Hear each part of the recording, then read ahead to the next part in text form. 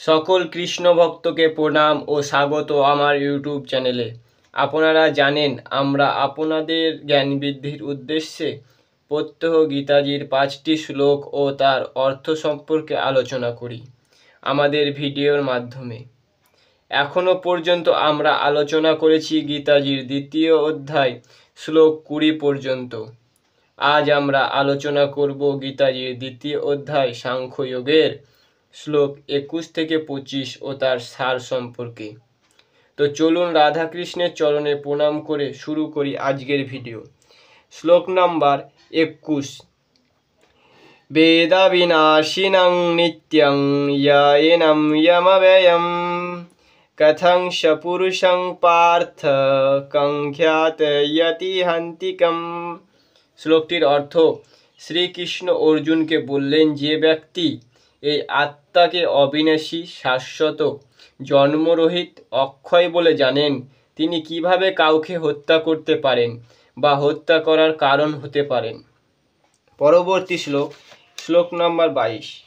বশংসি জীর্ণানি যথা বিহায়ে নবানি গৃহাতি নরঃ পরাণি তথা শরীরানি বিহায় জীর্ণানি সংয়াতি নবানি দেহি।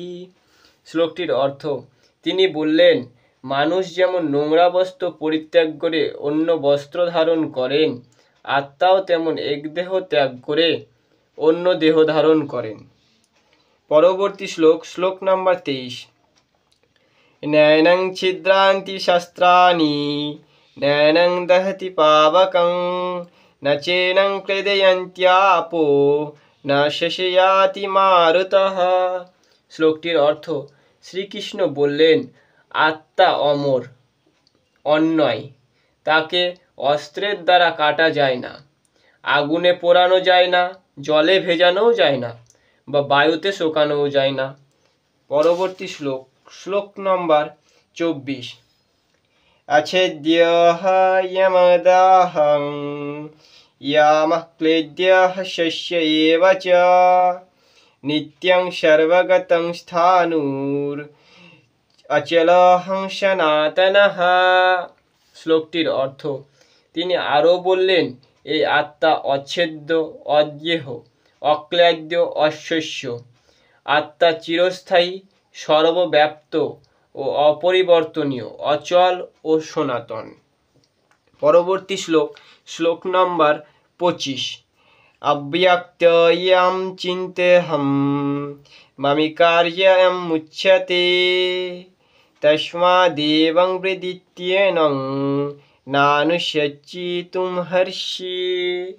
শ্লোকটির অর্থ, এই আত্মাকে দেখা যায় না, এই আত্মা চিন্তা করে না ও এই আত্মা পুরোপুরি বিকার মুক্ত বলে শাস্ত্রে বর্ণনা করা হয়েছে। অতএব সনাতন স্বরূপ আত্মার বর্ণনা পাওয়ার পর তোমার দেহের জন্য শোক করা উচিত নয় হে পার্থ।